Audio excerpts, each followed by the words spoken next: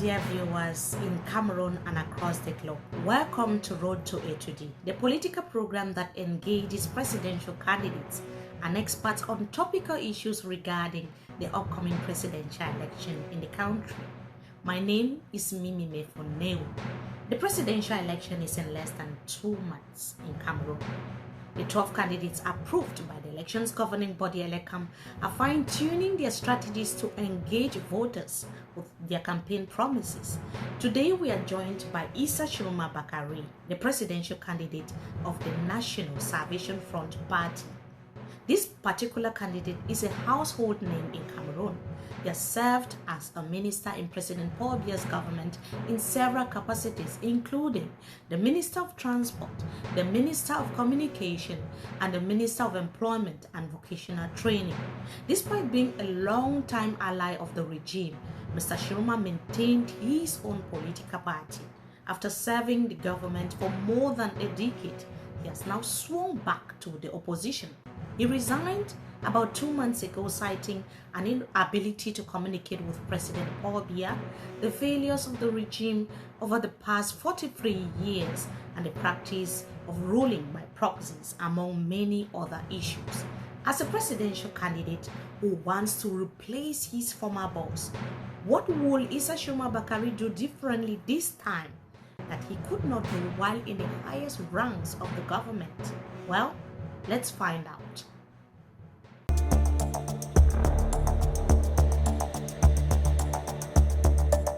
Hello, Your Excellency. Good afternoon, and thank you so much for joining us today.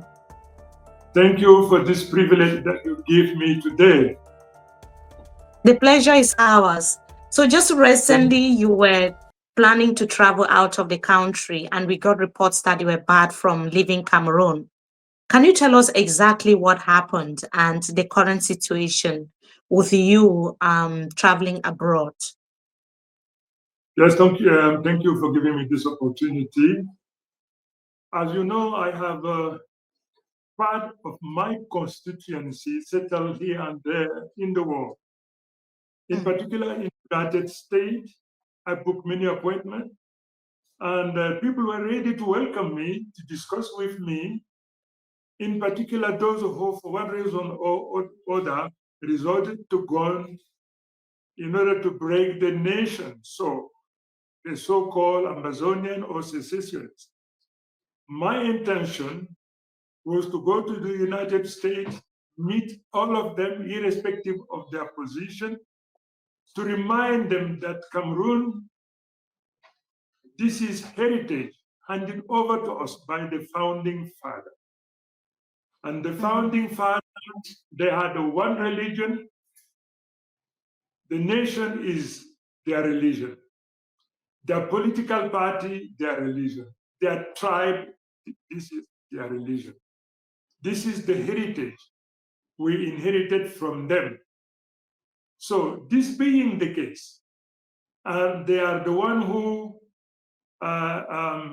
settled the issue with colonizer. My responsibility as a politician is to remind that this is something all of us, we have to stand up together and to protect and to defend this idea.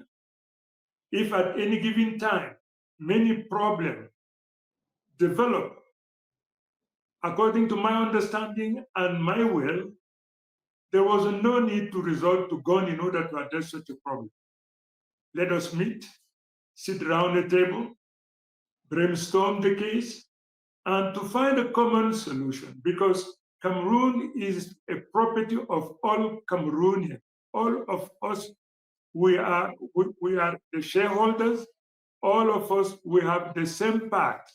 Nobody can claim to have more than any other. So this is the spirit which was mine. I was about to join you abroad in UK, in United States.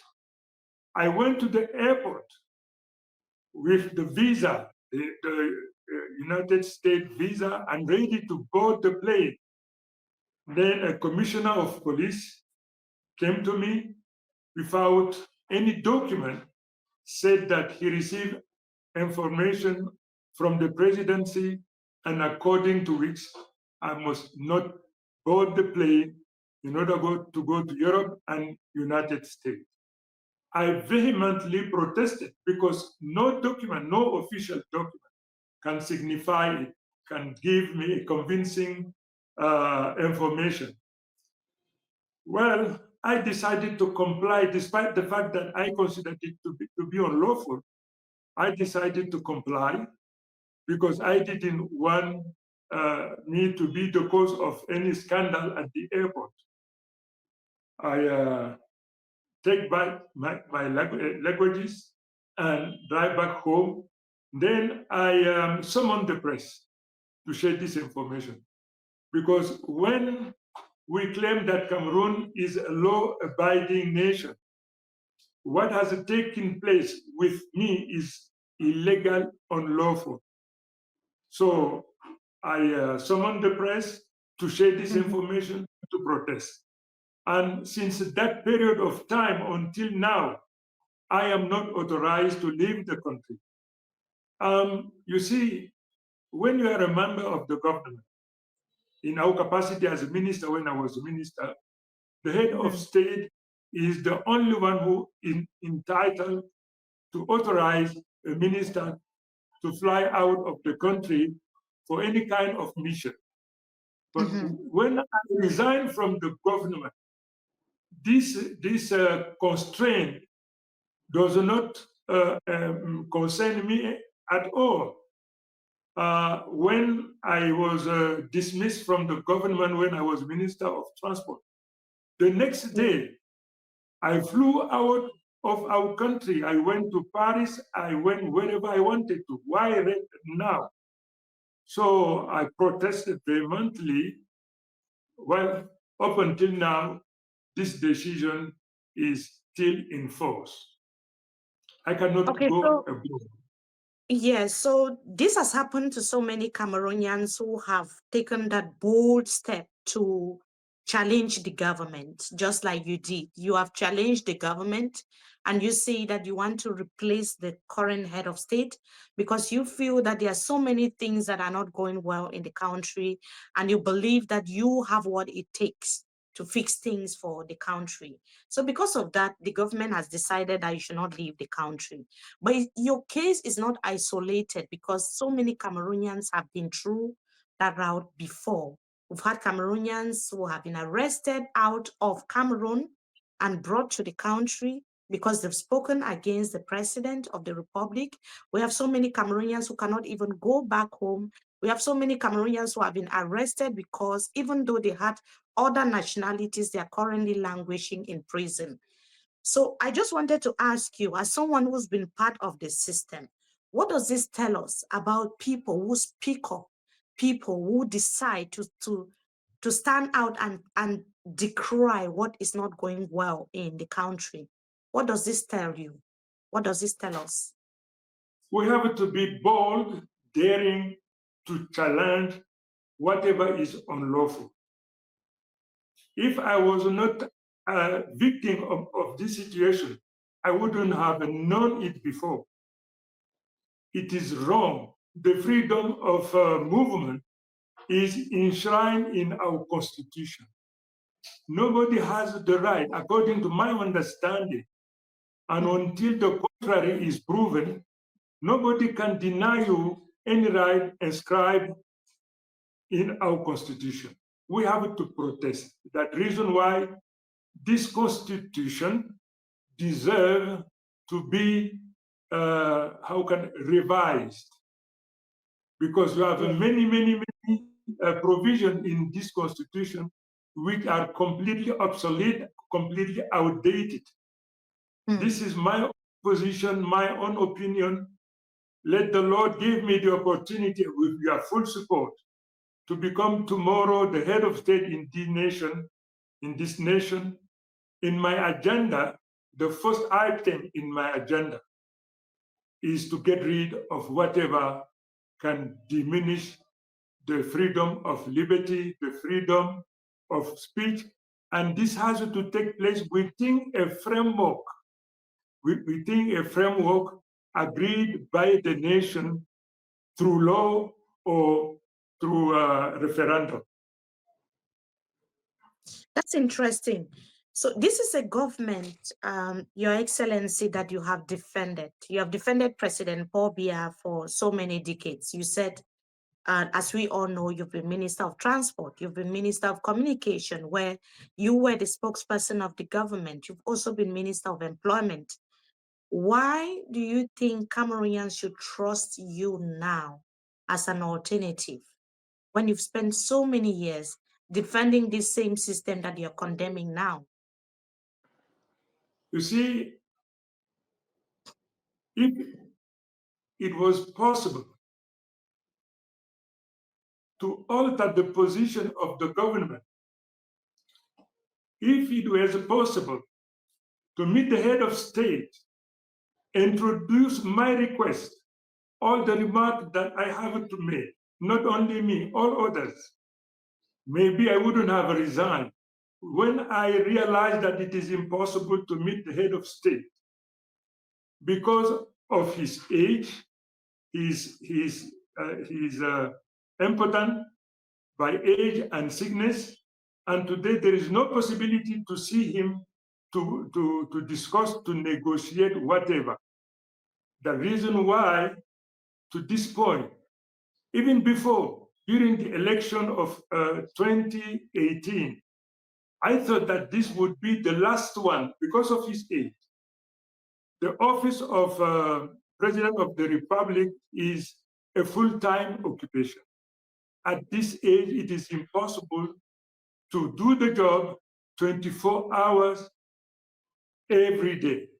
The reason why we thought we wouldn't have taken any decision to run again.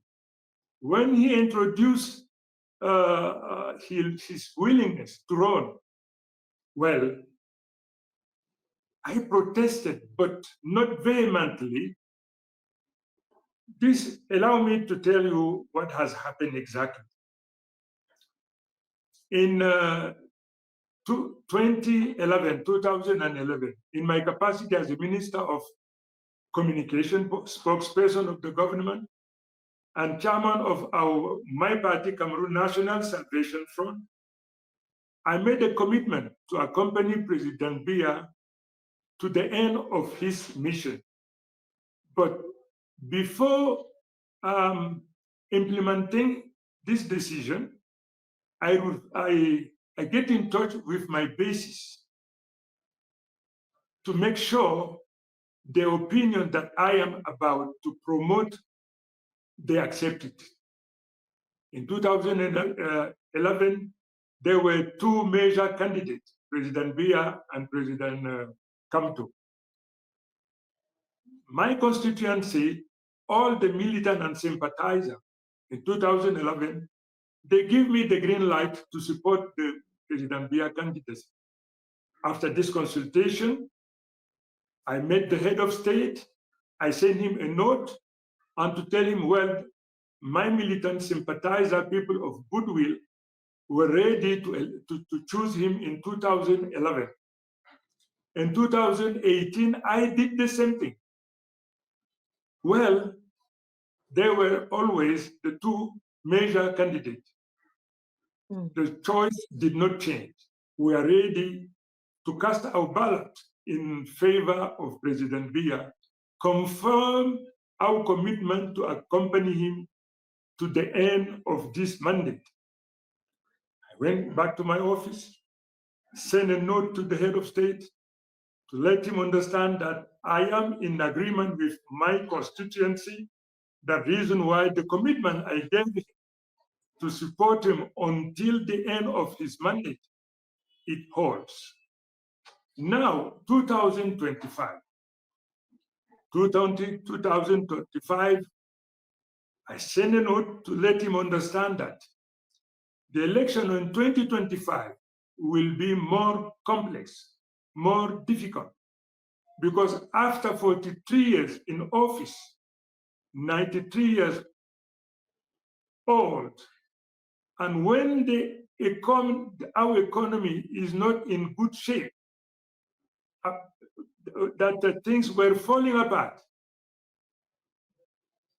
When I met my constituents,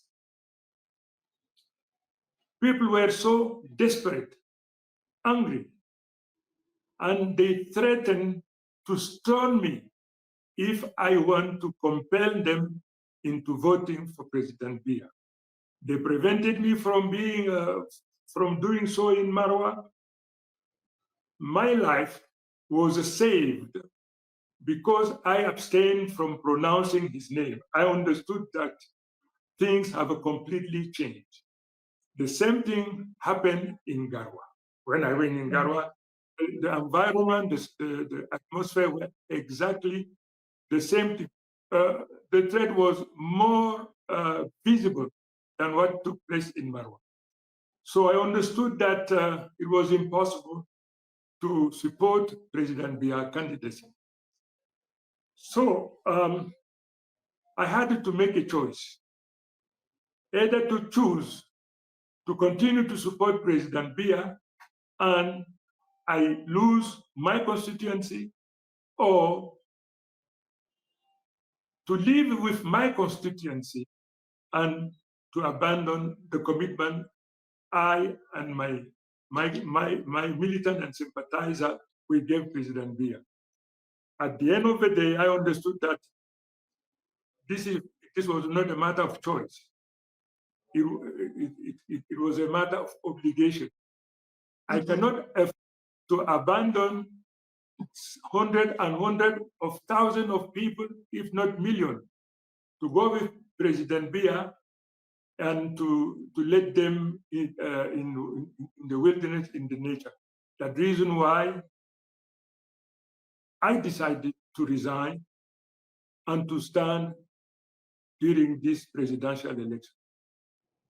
So, Mr. Minister, you've blamed President Paul Biya from the beginning of this conversation to now, except yourself, who's been part of the system, part of the government. You've also worked as, you've held several ministerial positions.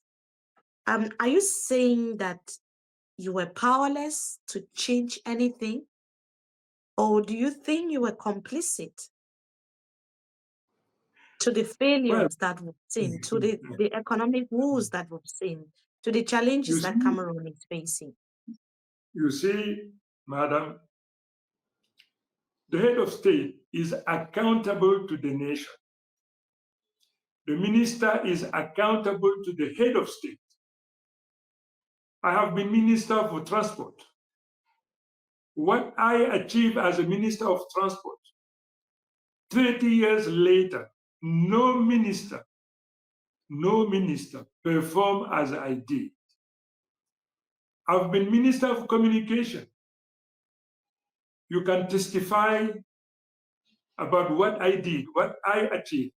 I haven't been successful in all aspects, no doubt, because many collaborators of the Prime Minister or head of state, they were against what I was about to do. And they raised obstacles that I could not clear. But despite all of this, what I achieved in communication, up until now, nobody did it. As far as the employment and vocational training is concerned, it is obvious. When I was appointed as a minister in this office, general education was the only education which were known by us. I take this advantage to tell you that since independence up until now, no vocational training worthy of consideration has been built by any government. Education means general education. That reason why today you have Cameroonians in the hundreds of thousands, if not millions. They are in position of diploma, higher education diploma, but unfortunately they cannot work. Not because of laziness, but because they haven't been trained in order to be useful and recruited in the production sector. That reason why tomorrow Tchiroma, head of state in Cameroon, vocational training, technical and vocational training will be on paramount importance. we have to shift the position, because today in all of our universities, general education is playing the more important and leading role. Just because I was appointed as Minister for Employment and Vocational Training, I introduced the idea that for as long as our economy is not served by Cameroonians, because what you can notice today, all very important structure, building, enterprises, the building of this is done by foreigners, just because we don't have craft people, hand workers with the necessary skill to do. The reason why I'm very much grateful that before I leave the government, I received the green light to sensitize Cameroonians about the importance of vocational training. Today, people are talking with confidence, with trust about vocational training, because before this, vocational training was considered to be the garbage bin of general education, which means that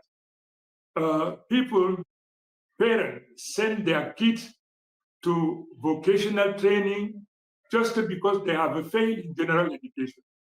But yes, today, the situation is changing, is improving. Today, we talk about student entrepreneurship, the professionalization of university, just because I have been outspoken to the extent that I became boring to those who are at the helm, who have the right to decide. So, in my capacity as the head of state, I will focus the mind on this. I have to find trade which will enable whoever to settle as in the entrepreneurship or self-workers or entrepreneurship.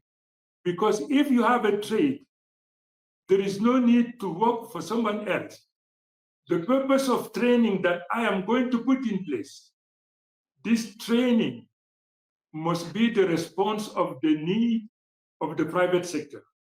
In case you do not find a job there, you must have a possibility to settle in your own account in self-employment. Because in a nation like ours, the modern nature endow us with a lot of natural resources. Unfortunately, when we exploit it, we export it. We do not transform it, because we don't have vocational training, because we don't have people with the skill capable of transforming the raw material that we have at home. So this is wrong. This is wrong. And the priority of my office will be to focus the mind on the youth. I have to find means and ways to finance the building of vocational training. All Cameroonian, under my leadership, my responsibility, they have to be able to find ways and means to be useful in the making of the emergency or the industrialization of our nation. This is what I wanted to. Industrialization, we've heard that time and again, but because we have a lot to discuss today, Mr. Minister, we'll move ahead to security.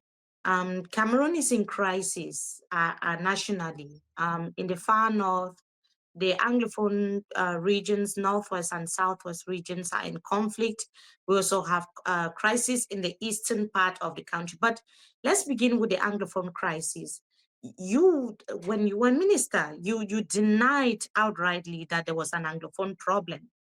Do you accept that responsibility that you were one of the reasons why we do not have a solution today?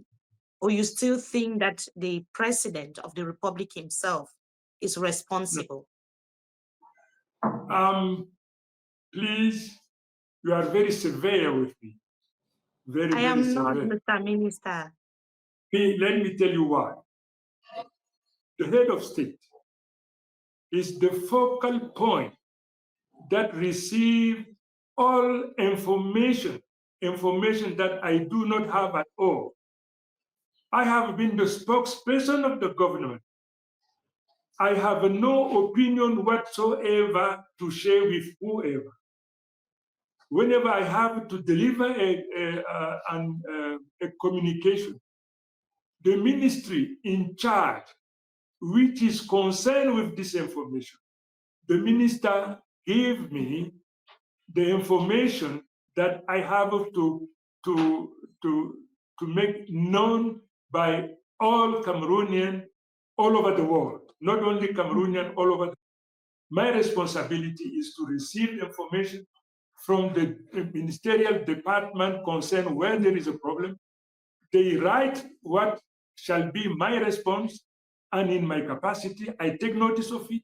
I summon the journalists and tell them what is to be brought to their knowledge and to be known by them.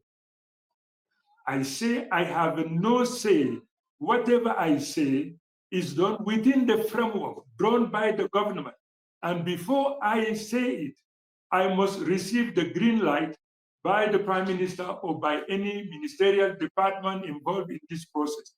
So that reason why I say that this, whatever I say is not my opinion. I am a bearer of this message and I deliver it under the control of the ministry which is in charge. The second aspect that I have to share with you, Madam, the Minister of Communication, spokesperson of the government, his responsibility is to promote the institution and to promote and to protect institution and those who embody them, from the head of state, prime minister, all institutions. The responsibility of the minister of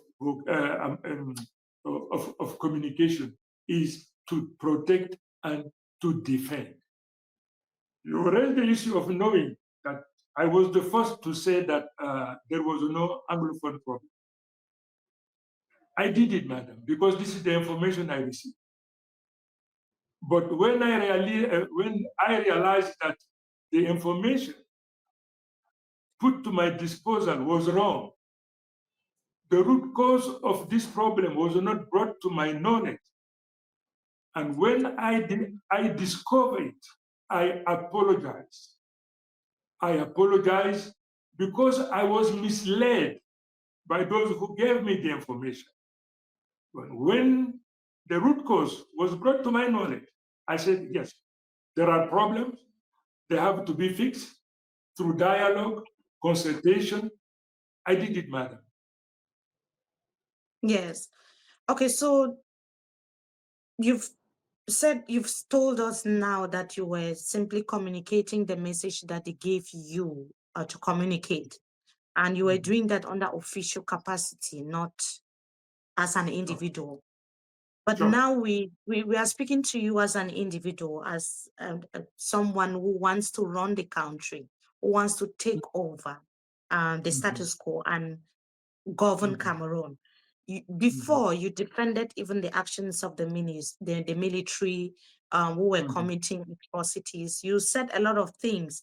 Do you now, after having sat back, observed on a personal level what is happening now in the regions, do you now admit that the military has been committing atrocities, especially from that very beginning, where we saw soldiers committing atrocities and targeting civilians? I 100% agree with you, man. I 100% agree. But the responsibility of the Minister of Communication is to defend our first army. It happens very often. They are decapitated, they are mutilated, they are killed. the killing took place in both sides, which is completely wrong. This problem now in my capacity as a candidate and tomorrow head of this nation, the best way to address it is to know and to share the information with all. This has to be done through dialogue. All the actors, all Anglophone, who, because they wanted this problem to be solved the way they wish, and they thought that they have to resort to gun to get the problem addressed. Today, in my capacity and my position, I keep always saying the same thing. This is our nation. There is no any other area in the world that we can claim to be at home. First of all, in my capacity as head of state, all political prisoners, they have to be released. And they have to be part of the process, this negotiation. This negotiation must be an inclusive negotiation. I would like them to join me to brainstorm about what this problem, to find common ground which will enable us to solve this problem. It is through dialogue, mutual respect. We have to accept compromise. We have to accept, I don't know how to put it exactly, you see. So only dialogue, violence can never solve this problem. Gun can never solve this problem. All of us, we have to come together, listen to each other. Those who are in jail today, let us, on behalf of the major interests of our nation, let us liberate them, let them join us. If this liberation must go through the commission as it is done in many other countries, the Commission of Truth and Reconciliation, people have to know what has taken place. Many lives have been suppressed. Many property have been suppressed. We want to know what has taken place. People were wrong, people were right. Let us exhume. Right. Let us go deep possible in order to find, but through dialogue, madam, and I will liberate all of those who might be instrumental to the solution of this problem. Now, okay, are you going to release everyone, or you just release those who will be instrumental to the dialogue? Well, if you do not listen the grievances, the complaint, how would you like me now to make a concrete proposal? Let us come together. No question will be taboo. You are the owner of your nation. You are the owner of your nation. So what are the problems? The only question which is taboo, we will never accept the nation to be broken into pieces. My program, madam, today is to come back to federalism. It's interesting to know that many young people have been radicalized. Young people are now holding weapons in the northwest and the southwest regions. They've taken up arms, committing a lot of atrocities now in the Anglophone regions. It started when it all started. We saw how it started. Just lawyers and teachers demanding, they were just very corporate demands, and they moved into the military attacking those who were protesting at the time. Now we have groups, separatists attacking civilians, and atrocities committed on both sides. It's a horrible place to live in now. The Anglophone regions now have become a war zone. For people to live there, it's almost impossible. That's why we have a lot of IDPs. We have a lot of people who've now escaped to neighboring Nigeria.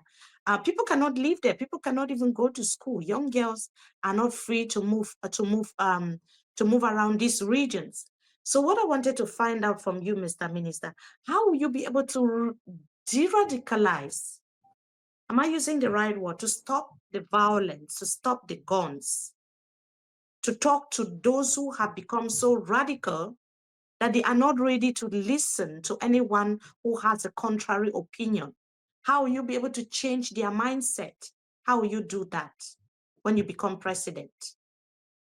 When I become president, madam, I will invite the civil society, religious people, whoever is capable of helping me find the right solution. Many lives have been destroyed. Many property have been destroyed. Violence, once and for all, should be neutralized. The responsibility of the state is to protect the continuity of the state. The institution should continue to operate.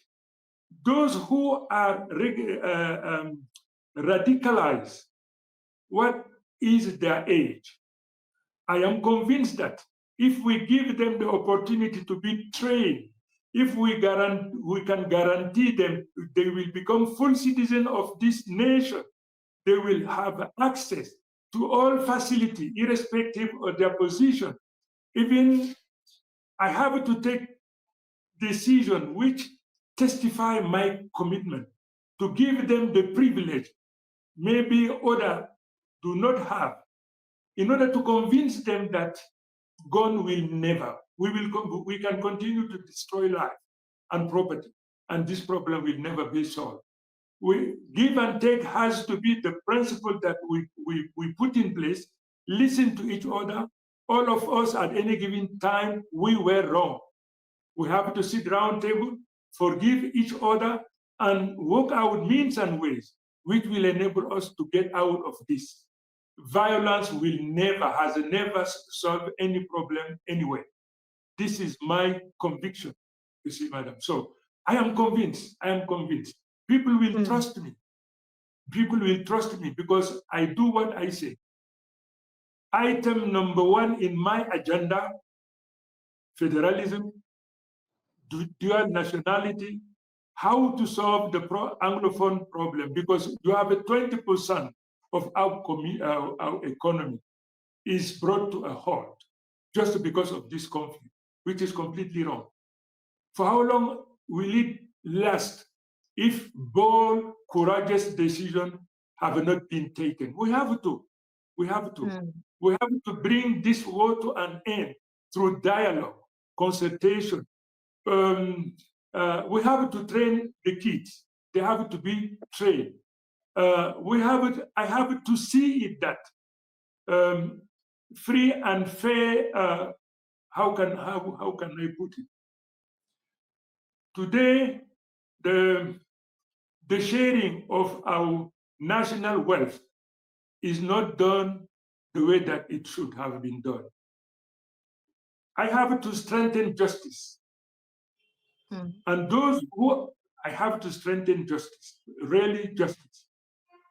Today, the competitive examination in our nation, you cannot afford or hope to be successful if you do not respect the toll gate in many offices that they will impose on you.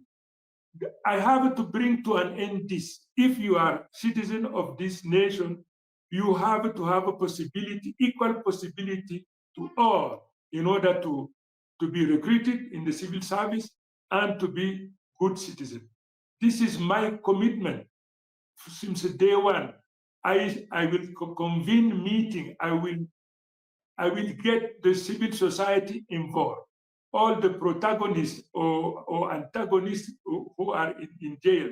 Okay, this is the sacrifice that we have to consent. Let them come out, and we will listen to what they have to say. They have to be humble enough to listen to what others say. You see, this is our nation. Mr. Minister, I interviewed your colleague, your former colleague. You are a former minister now. I interviewed your former colleague few months back, I should say more than a year ago. And he was actually saying or alleging that there are members of the government benefiting from the conflict in the Anglophone regions.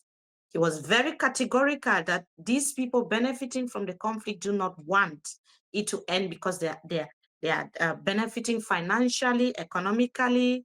They have a lot of things that are going on there that they will do everything to keep the conflict going. What would you do with these soldiers that have been deployed to these regions? Because they're also terrorizing the population.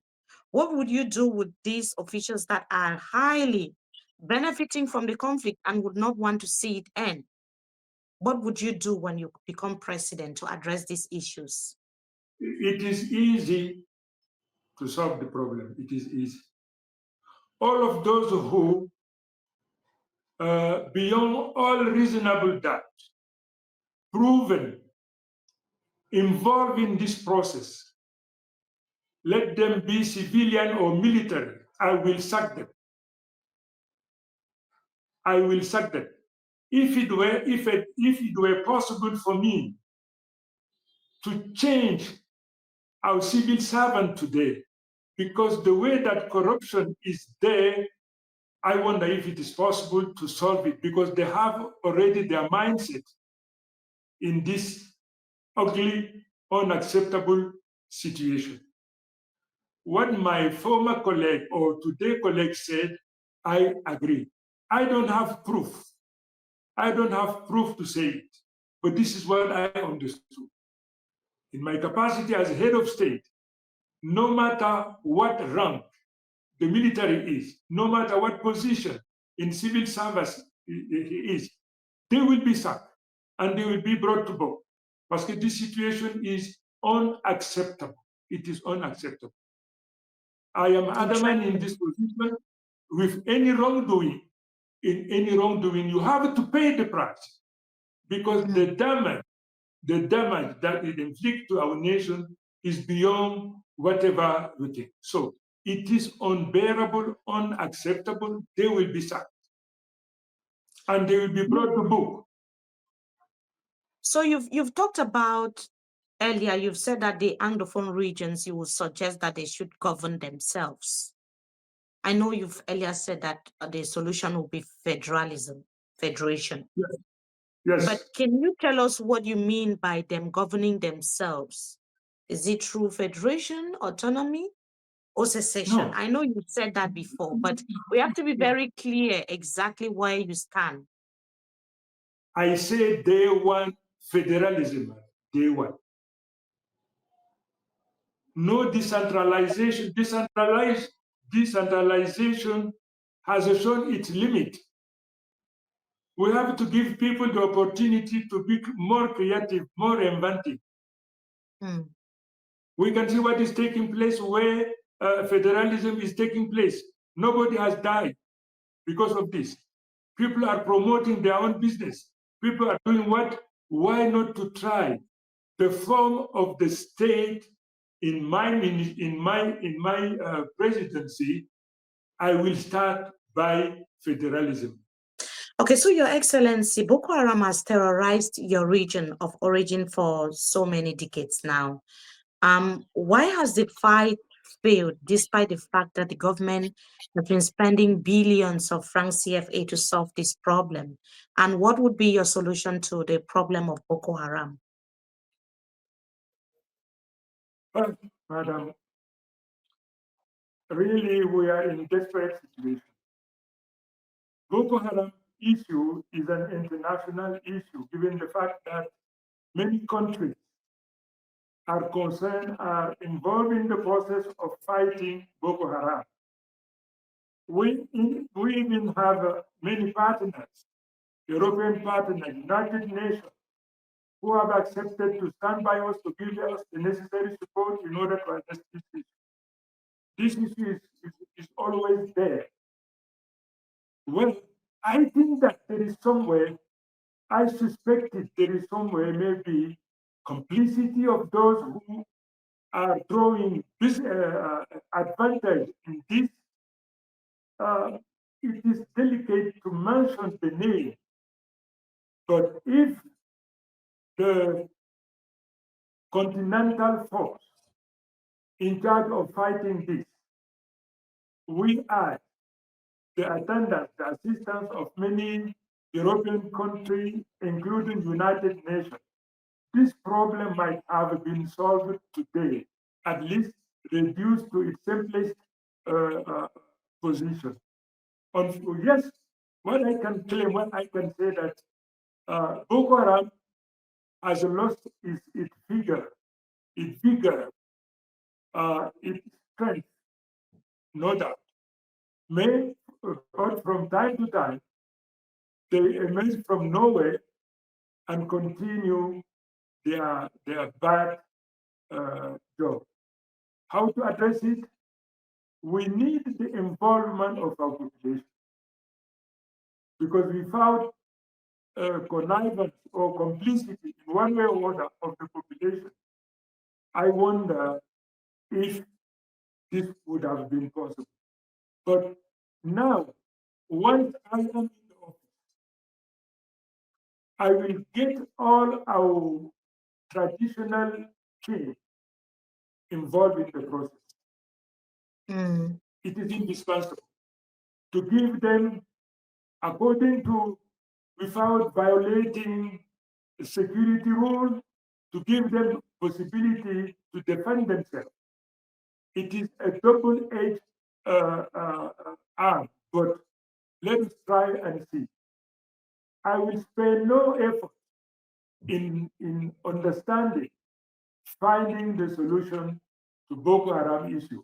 You have five to six countries which are involved in, including the assistance given by the United Nations. Up until now, this problem hasn't been eradicated, unfortunately.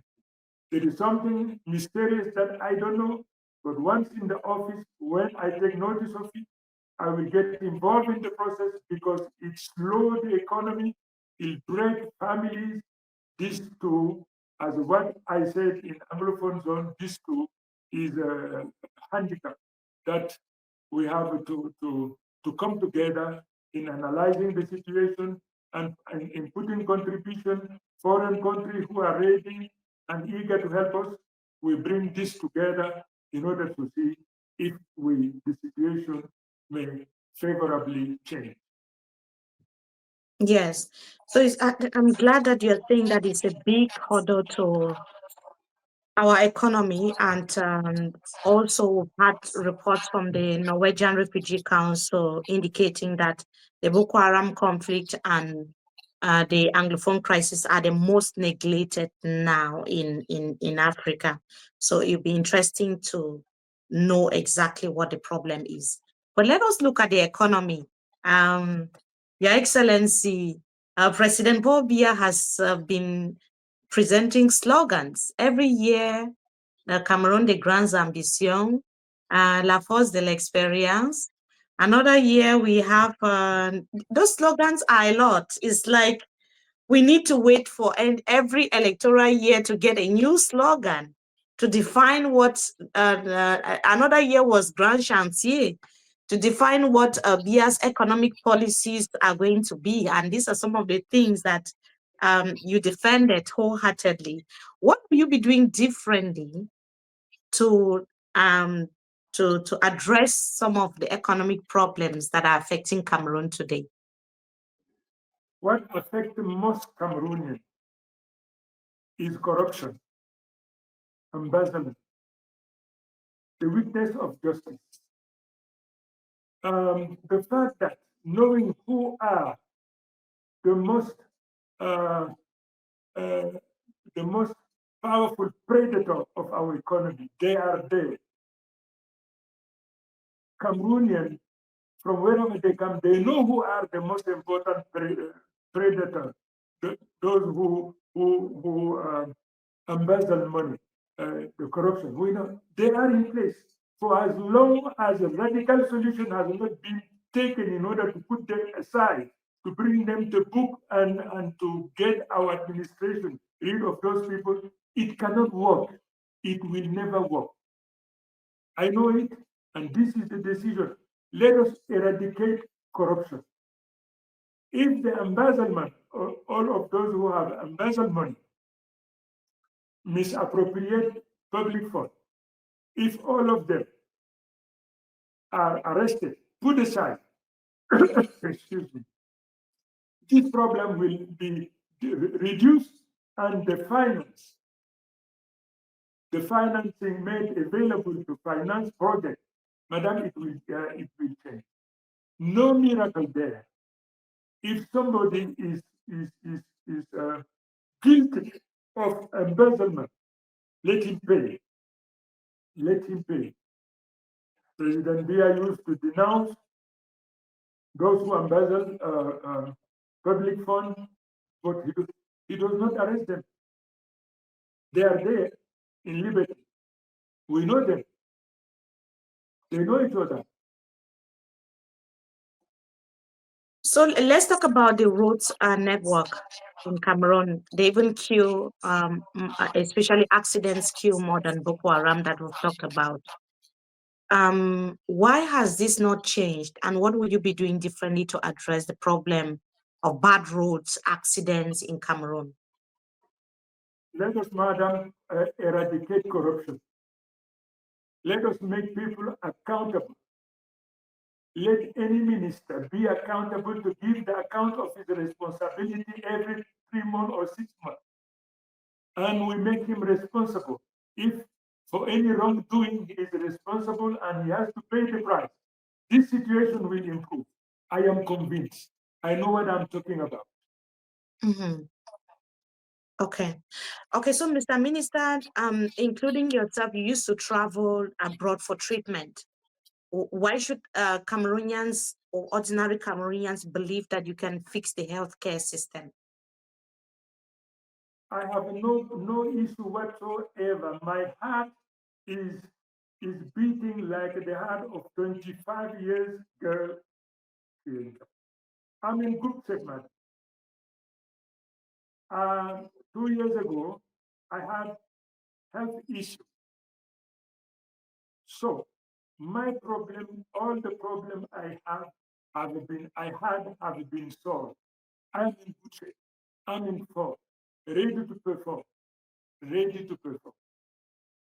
Ready to perform. That's interesting to know. So you are telling Cameroonians that you're physically and mentally fit to run the country. You don't have any health issues. Let them go and visit my medicine, cardio medicine, stomach. Let them go there. I am fit for the office, madam. No problem. I'm fit for the office. Okay, so we are going to have a quick commercial break, and when we come back, we'll be talking about coalition for within the Cameroon opposition.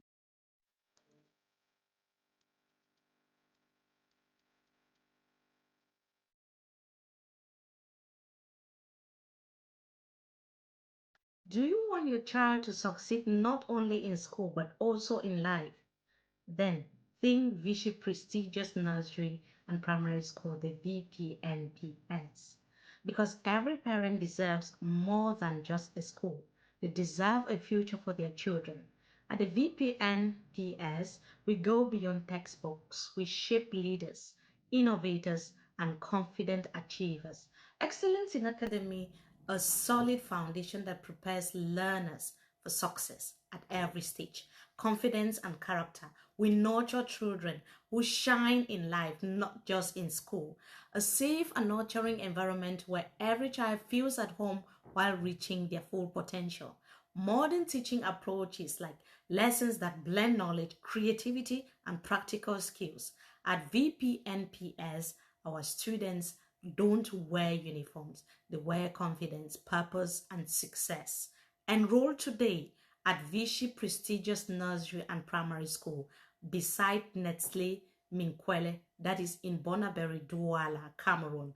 If you want to reach out to Vichy, if you want to call, the numbers are 678 903 808 or 653 848 Vichy Prestigious Nursery and Primary School, ready for greatness.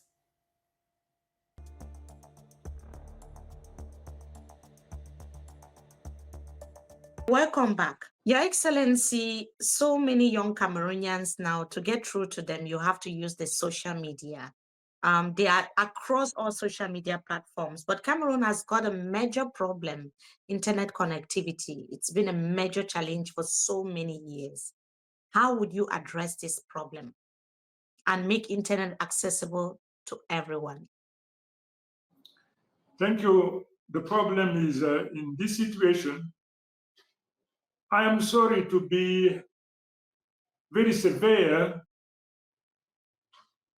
for not having taken due or giving due consideration to understand, to analyze, because you have a minister in charge of post and telecommunication and many other institutions.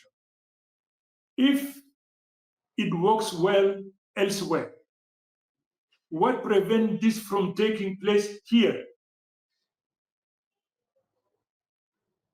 I am of the opinion that all the actors, operators, ministry, all other institutions linked to this activity, all of them, they share the responsibility in one way or other.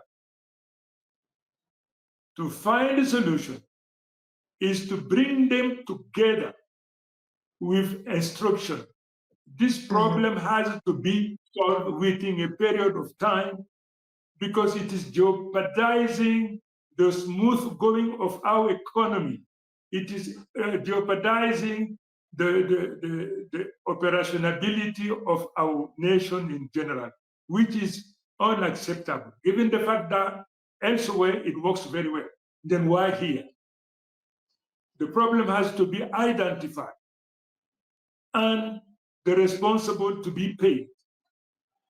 You see, when you are firm, adamant in your position, if they say that the price that has to be paid is their dismissal to the office, and if there is no support in terms of power somewhere else, believe me, this problem will find solution in very short period of time, except if it is technical problem for which rapid solution cannot be found.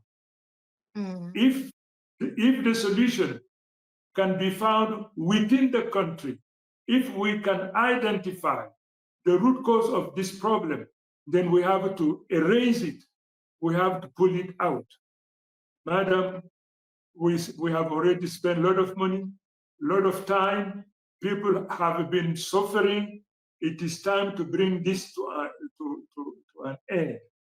We are going to keep competent, committed people, accountable people to address such an issue.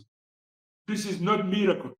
If elsewhere it works very well, there is no ground, no need to tolerate it in our country. So, Mr. Minister, I wanted to ask you a question. Many people believe that the whole system should leave, should go away, because they are tired of a government that has been there for more than 43 years. Are you going to, because we've looked at the incompetence of the current system, the ministers themselves, you've just talked about the Ministry of Post and Telecommunications and so on. Will you want to work with some members of the current government, or you get rid of everyone completely and start anew? I have to be fair to avoid punishing innocent people. I have to audit the system, understand what is wrong, where lies the problem, and address the problem. Definitely. To sack all of them, if among them you have innocent people, you wouldn't have been fair. We have to be fair in the treatment of human problem. Let us make sure that we have identified the cause of this. Once it is identified, those who are involved there have to say au revoir. Have to say au revoir. This is not a matter of joke. This is a matter of our economy, the well-being of the nation. No reason to be weak or feeble because you have people who are there and you want to give them a privilege or a special treatment. With me, madam, this will never take place. Fermeté, fermeté, terminé. That's interesting to know. So you joined coalition talks because there's a lot of talks now around coalition. There was even a hashtag, no coalition, no election. You've been talking with many actors of the civil society. We've seen you talking about Bello Buba Maigari, also Professor Maurice Kamto, who unfortunately is not one of the candidates. You've talked with a lot of opposition party members, Your Excellency. Why did the talks within the opposition to form a coalition collapse? Was it ego, mistrust, or sabotage? Do not exclude any of part you have mentioned. If I knew the root cause of this, I would have frankly shared it with you there.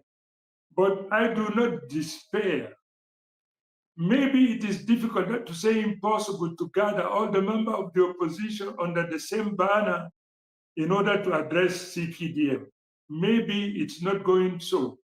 Both coalition, different form, but as efficient as possible, has to take place. Because we are very well aware that no single political party today, it is possible to get it done.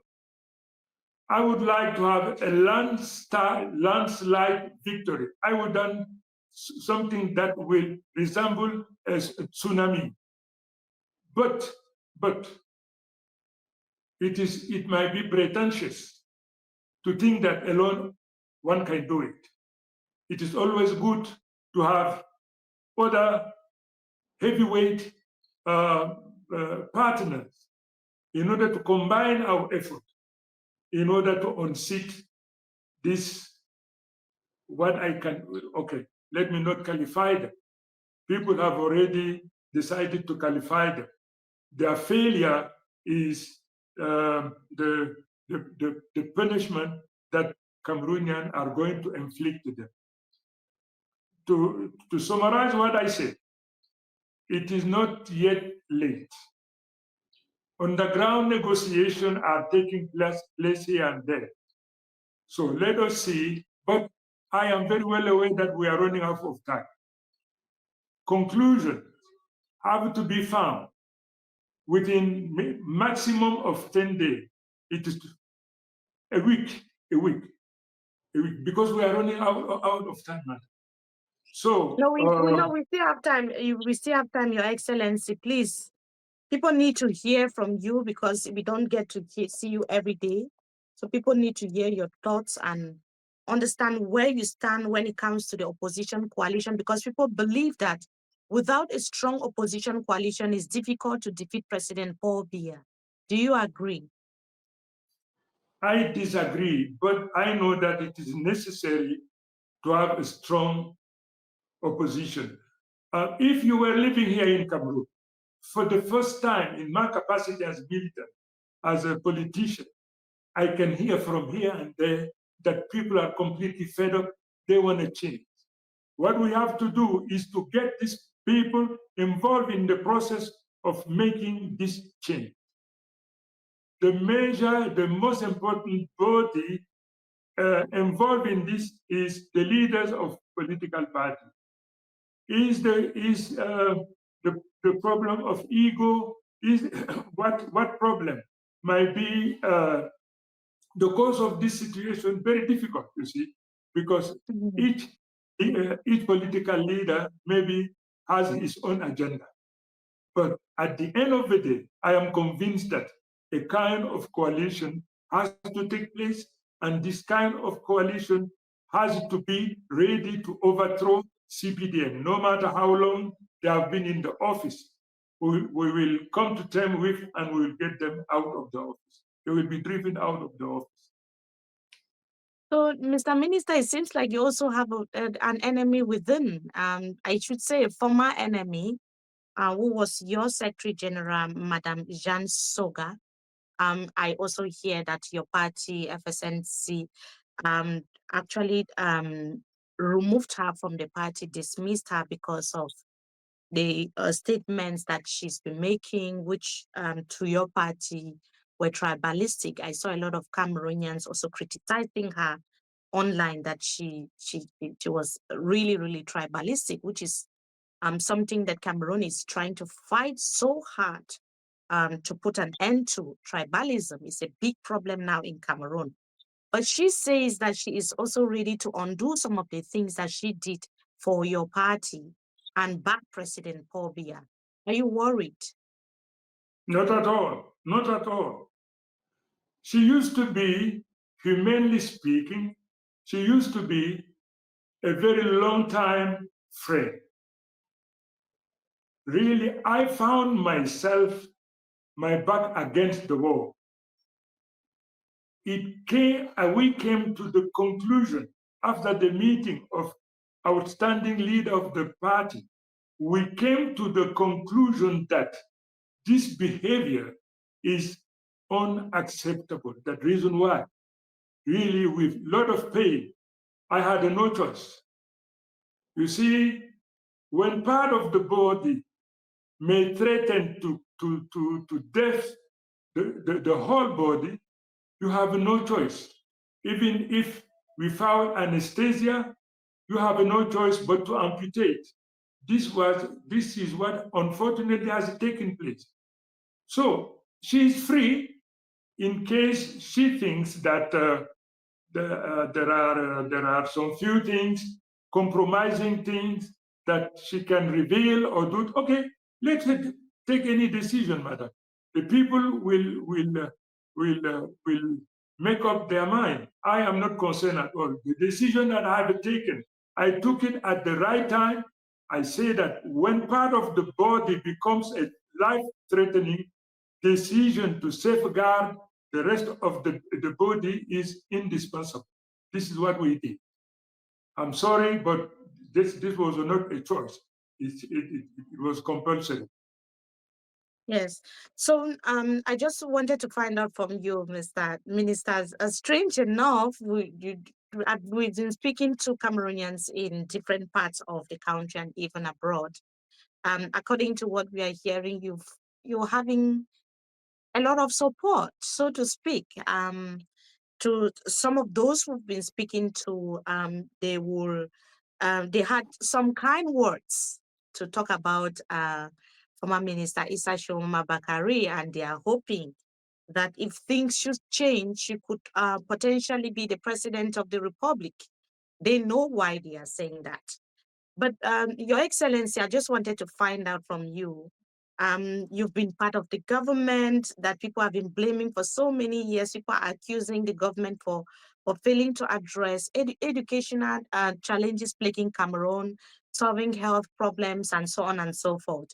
If you were to apologize, and you're like my father or even my grandfather, but I am speaking now on behalf of Cameroonians. If you were to apologize publicly to the people in your country and tell them that there were certain things that you did that were not right, or for one thing, what would that be, especially when it comes to the time that you were part of the government? Well, to apologize means that purposefully and full of conscience, I did something wrong. And if this is the case, I am always ready to apologize, to forgive, to ask apologies. What I would like to know, I have Minister for Transport, Minister of Communication. Indeed, the revamping, the rehabilitation of CRTV is part of the problem that will last in my mind, my heart, the rest of my life. Because I have the responsibility, I had the responsibility to revamp CRTV. An operator was selected by the head of state. The contract has been attributed. But unfortunately, the nearest collaborator of the head of state and some of them in the prime minister, they put on our road of rehabilitating, revamping the CRTV, obstacle, pitfall here and there, and which prevent this from taking place. I was not wrong, man. I was not wrong. But I am suffering. You cannot imagine. CRTV today is collapsing. Money was there. The contract was signed in 2015. We are 2055. Nothing has moved. And the house is dying. Nothing. Everything is falling apart. Just because you have a few people who have the privilege to be near the head of state, they can influence decisions. They gathered, they decided this will never take place. And the background of this was a huge amount of money, which was the stake of the game. I cannot elaborate more. This has been the problem for me. The same problem I encountered the same problem when I was in transport, because there too I was confronted with many problems for which I didn't find solution. But I'm very much pleased, delighted for having done what I did in transport. As far as the last ministry I held is concerned, well, for example, last year I collected almost 15 billion, the contribution of foreigners to build vocational training to enable Cameroonians to be trained.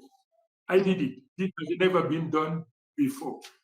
So as far as apology is concerned, well, I want to apologize for something that I cannot remember having done. Because by so doing, maybe people will say, well, Tchiroma is pretentious, Tchiroma is this and that. If apology has to be made, I'm going to doing it, but I don't know exactly what I did wrong for which apology was necessary. I do not claim to be perfect. I do not claim to be perfect. But I always, when I committed to do something, I take my time, my commitment, I do it. I have the privilege to transform mud and go into gold. This is my monade and Sheba common with this. My DNA. Yes. Interesting to know. And this is that time to get to know you, who you are, what you stand for. And the first question will be, Your Excellency, what do you like to do when you're not talking politics? All my life has consisted of to merge with the people, to listen to the people, to give them the support they need. At my age today, I'm moving toward the end. I will dedicate myself for the well-being of people. This is the purpose of my life. It has always been so. Even if when I was 14, 15, 20, I care. What happened to someone else is like if it happened to me. I consider the other my extension. The reason why I am very sensitive to the suffering of Cameroonians, because this is maybe my DNA, which is circumstances. Voilà. So I want people to know me as I am. I do not claim to be perfect. To be perfect, this is not something I seek. I am who I am. I went through hell. As you know, madam, I have spent more than 6 years in jail, not because I did something wrong, because I was in the wrong side of the history by that time. But I bear no hatred at all, no hatred at all. Where I am free of hatred. And once in the office, Cameroonian will find the person that they will like, because I like all of them and I am ready to give them the best I can. Now, my request to my brothers and sisters based abroad, in particular in the United States, I need their support. I need them.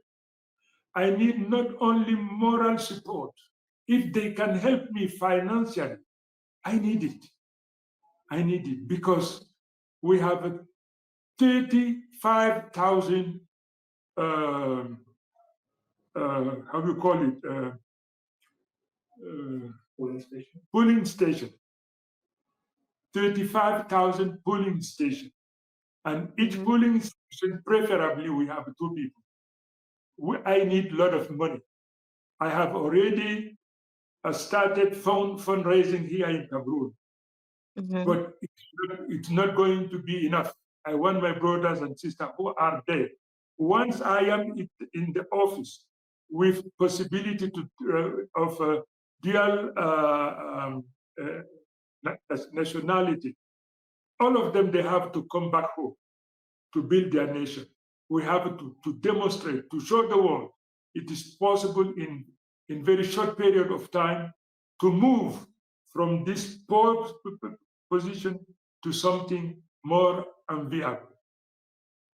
Certainly, Cameroonians who are in the diaspora are listening and will lend their support if they agree with your policies, your economic, social, and economic policies. They are listening. Also, just to get to know you on a personal level, if you become president today, who is going to be the first lady? Is Your Excellency? Because we don't know if Your Excellency is married. How many kids do you have? We need to know. Yes, I am married. I have 3 daughters. I have 6 granddaughters. Interesting. And do you have hobbies like sports, maybe farming, or what do you like to do? Well, nothing special. The sport, reading, but my favorite time, I am curious with the universe. I spend a lot of time to understand the beginning of everything, to what is happening to me, to someone else. I spend a lot of time understanding. I love meditate, to transcend, because by transcending, you understand yourself, you understand others, and you are ready to give them your best. Because by giving them your best, you give to yourself the best. So really, I am interested with spirituality. Did I tell you how I learned how to speak English? No, not at all. Okay. As you know, I studied in Paris, where I spent 8 years. I am graduate into engineering school. But when I completed my study in 1976, I flew back to Cameroon, and I was immediately recruited by our railway company. But I was arrested in 1984 after the abortive attempt of coup d'etat. I was brought to jail in Yaoundé, Kondengi, where I spent a month, and in Yoko prison, political prison. So I stayed in Yoko more than 6 years. What to do with my time? We were obliged to cultivate, to farm in order to feed ourselves. But as we were many of us, I decided to do something else. I wanted to read the law, because during my trial in military court-martial, we were court-martial, I saw barrister like Yondo Black, Ngongo Otu, how impressioning it was. I wanted to read the law when I was in prison. Unfortunately, they refused it. So to make a good use of my time in prison is to learn something. As I cannot read the law, I decided to learn how to speak English. This is how it started. This is how it started. When I went to jail, I was impossible to pronounce even one single word in English. All I've been doing, and I have never had anybody to teach me how to speak English. Never. I made it a point of honor to make it alone. And I'm very much pleased today. I am very much pleased today to discuss with you. I guess that you understand what I'm saying. We are understanding very perfectly. Your English is amazing. In fact, that is the kind of thing we want to see. We want to see candidates who can express themselves to both English-speaking Cameroonians and French-speaking Cameroonians. And I'm sure you're also multilingual. You're speaking your local language and so on and so forth. So it's really, really good for us to see that. I just had a few personal questions before we go, because many people will certainly be asking that also in the comment section. Maybe you can just make your answers quite brief, because also I've taken your time a lot. The question number one will be, Your Excellency, if you are President of the Republic today, what would be your first plan of action? Well, what are the major threats that we have to address to curb? The youth problem. Because the unemployment of the youth is a time bomb. The youth keep always repeating the same thing. If you don't care for us, we will care for you or with you. This is the time bomb. We have to take necessary decisions. I have to find ways and means to demonstrate my commitment to take care of their problem. To do this, I will gather experts who will help me find money somewhere to build many vocational training. And I have to make it mandatory to all foreigners who are working here before settling in Cameroon to recruit 1 or 2 Cameroonians for the purpose of transferring technology. And I will see with the business member what are the opportunities. You see, madam, the problem, the paradoxical situation of our nation. We have whatever we need to be the most prosperous country on earth. And today we are in such a poverty, difficult to understand and to explain. There is something wrong there. And as I said, Cameroonians, they are jobless because they are not trained. Training, I have to privilege vocational training, madam. Privilege. Well, when I arrive in office, I have to audit the government. When you arrive something, before you take over, you have to know what is good, what is bad, and from where to start. I have to put in place a transitional government, in particular, generational transitional government. I have to prepare the youth, them to be ready for the replacement of those who tomorrow will go.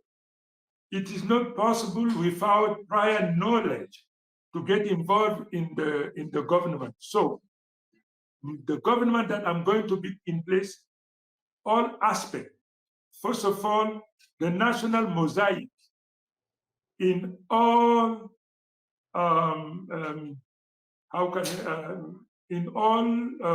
part of the government. I mean, we have 2 official languages. In each institution, the 2 languages should be present. We have a 10 region. The 10 region, the representative of the 10 region have to be everywhere you have the state. It is indispensable because when sharing the wealth of the nation, it has to be equitable. We have Francophone, we have Anglophone, we have a 10 region today. I don't know exactly the form of the next state will be this federation. federation of 4 states, 2 states, 5 states, the expert will tell us. But the sharing of the cake of the nation should include the 10 regions or include the 2 official languages and whatever is necessary to be there, to be equal. I have to make justice something, the referee of the situation, the arbitration of the situation, and the sharing of national advantages should be equitable. If we have this, there will be no tribalism at all. Okay, can you just summarize also in French to the French-speaking audience so that if it's possible to just summarize everything you've said to the French-speaking audience, and if you want to your local people, like to your people, if is it Hausa or Fufude, so that the people can also hear the message in your local language. Just a summary of everything you've said, like your first plan of action. So, first of all, before we complete in English, I say the transitional government, during the negotiation with other partners, I would like them to understand that one mandate, not more than one mandate. So during the cabinet transitional government, all the partners have to be involved in the process, indispensable. Whatever I will do has to be transparent, equal, equitable, indispensable. So the shadow cabinet that I will put in place will reflect the might of the partners. It has to reflect the might of the partners. That's why this is part of my commitment that I want to add in what we have said up to date. À présent, vous me demandez de résumer ce que j'ai dit. Vraiment, j'ai dit beaucoup de choses, beaucoup de choses. D'abord, vous exprimer ma gratitude pour m'avoir donné l'opportunité de m'adresser à vos téléspectateurs, à vos auditeurs. Merci beaucoup. Notre pays est à la croisée des chemins. Le peuple camerounais, dans son immense majorité, étouffe, suffoque, veut le changement. Ce peuple s'adresse en particulier à la classe politique parce que la classe politique, de par la Constitution, contribue à l'expression du suffrage universel. C'est-à-dire que si toute la nation est convoquée par l'immense majorité du peuple camerounais qui veut le changement, ce changement doit être prioritairement la construction des partis politiques de l'opposition. À ce niveau, nous sommes conscients de ce que c'est très difficile à un seul parti politique, quelle que soit son importance par ailleurs, de déboulonner ce parti qui est comptable des difficultés du Cameroun, mais qui est là depuis 43 ans. Il va sans dire qu'une coalition s'impose. Nous, en tant que leaders politiques, nous devons nous investir davantage, sans répit, chaque instant, pour que la classe politique dans son ensemble trouve un modus operandi et un modus vivendi pour que l'attente du peuple soit trouvée. Parce que ce que le peuple veut aujourd'hui, c'est un candidat face au candidat du RDPC. Mais si d'aventure tel n'était pas le cas, je ne souhaiterais pas qu'il en soit ainsi, mais si par aventure tel devait être le cas, je souhaite simplement au moins une coalition importante, de poids, se mettre en place. Pourquoi est-ce que c'est difficile? Parce que le parti au pouvoir n'acceptera pas qu'il y ait une telle chose. Ils utiliseront tous les moyens de bord pour empêcher qu'une telle coalition qui rassemble tous les partis politiques, indépendamment de ici ou ça. Ils feront tout pour qu'il n'y en ait pas lieu. Mais il y aura des méjans qui doivent se retrouver pour cela. J'ai également dit qu'il appartient donc à la société civile, dans sa diversité en dépit de sa complexité. La société civile doit également contribuer à la construction de ce changement appelé de tous ses voeux par notre population. Il y a un troisième corps qu'il ne faut pas oublier, c'est ce corps qui décide en fait du sort des élections. C'est le Conseil constitutionnel, le Conseil électoral et les CAM et l'administration territoriale. Ce corps a la lourde responsabilité d'être équitable parce que l'opposition n'acceptera rien moins que ce que l'opposition montrera donc au peuple camerounais à travers les meetings géants, gigantesques que l'opposition entend organiser. Également, les procès-verbaux, évidemment, nous y tenons. Mais dès lors que nous avons votre institution, que les uns et les autres écoutent, nous conseillons aux citoyens d'aller voter rapidement.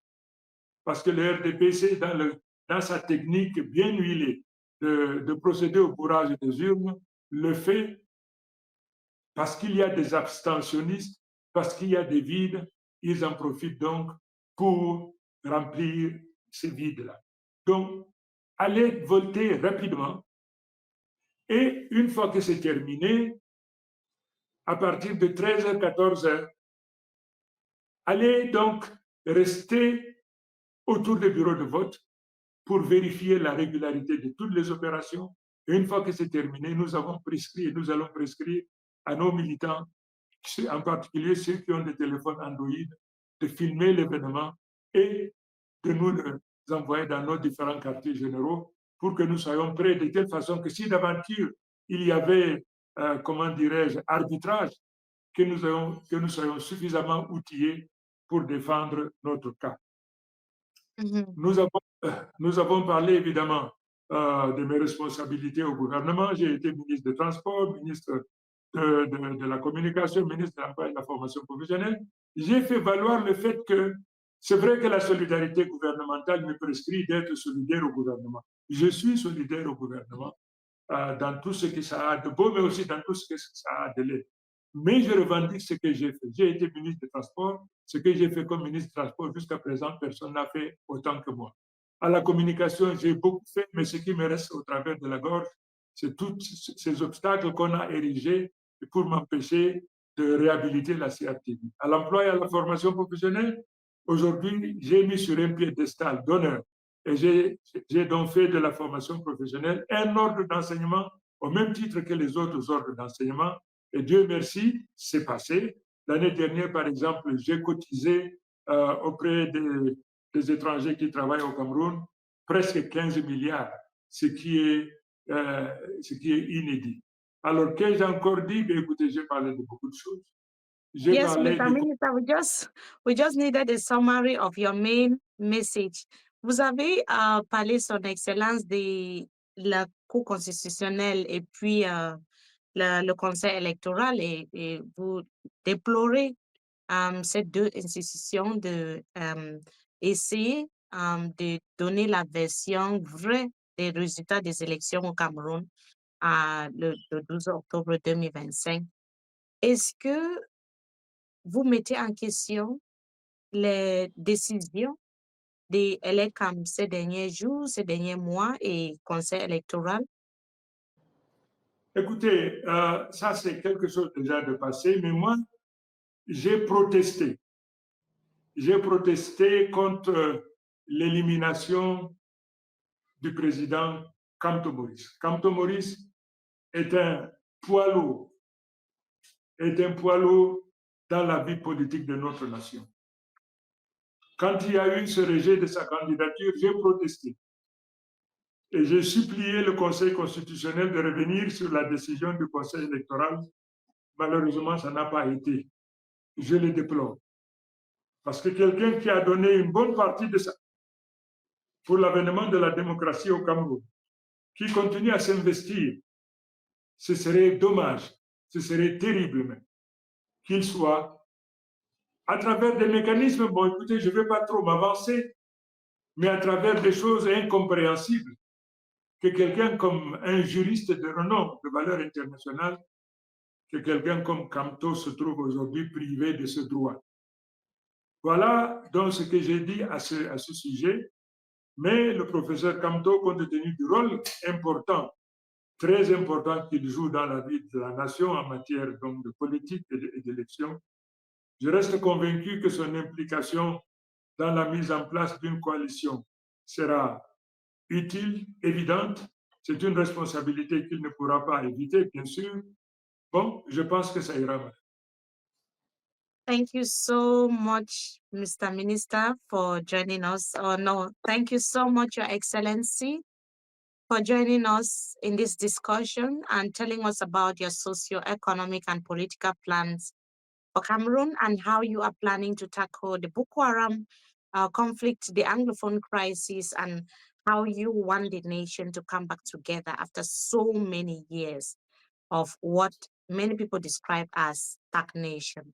I don't know if there's anything else you want to say before we go, but that should be fine from our end. Bien dire que nous sommes une très grande et une très belle nation. Mon rêve le plus cher, c'est de désarmer les cœurs des uns et des autres. Que le problème des anglophones disparaisse. Que nous conjuguions nos efforts pour repousser hors de nos frontières Boko Haram. Que nous sachions que toutes les richesses dont la nature nous a pourvus aujourd'hui font l'objet de beaucoup de convoitises. Si nous ne faisons pas attention, c'est des étrangers qui viendront piller toutes les richesses que la nature nous a données au détriment de notre peuple. Et tout ça ne peut être réglé que dans la concorde, dans l'unité, dans la compréhension mutuelle et réciproque des uns et des autres, mais surtout et aussi dans la tolérance. Je dis que nous sommes une très grande, une très belle nation. À l'occasion de ces élections, il faudrait qu'on se dise qu'il y a un seul Cameroun et qu'il n'y a pas de pièce de rechange de Cameroun si d'aventure celui-là venait à être détruit par la faute, par l'ignorance des uns et des autres. Le Cameroun est un usufruit que nous devons protéger, que nous devons promouvoir, mais tout en restant ferme dans les principes. Il n'est pas question de laisser que cette nation soit prise en otage par un groupuscule d'individus qui veut donc mettre le Cameroun à coupe réglée pour leur profit, pour leur bien. Le peuple doit s'insurger contre une telle chose. C'est ce qui se fera donc à travers l'élection présidentielle du 12 octobre 2020. Voilà, madame, je souhaite que notre nation continue à être la plus belle, la plus belle. Et moi, président de la République, j'irai donc j'amènerai chaque Camerounais à aller au tréfonds de son âme pour réveiller cette âme de baroudeur, de conquérant. Vous savez, nous, quand on était étudiants en France, on disait que notre fierté, c'est qu'il n'y avait pas de Camerounais balayeurs de rue en France.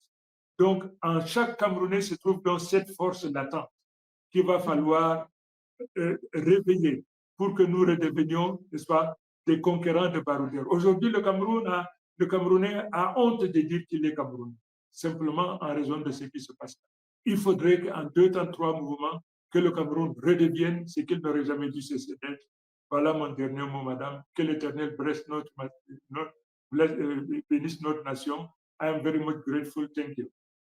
Thank you, Your Excellency. And are you going to give us your first interview if you're president? Yes, I promise. I promise. You promise to give me your first interview, your first exclusive. So the MMI team, if you become president, are you promising that you will give us your first exclusive interview?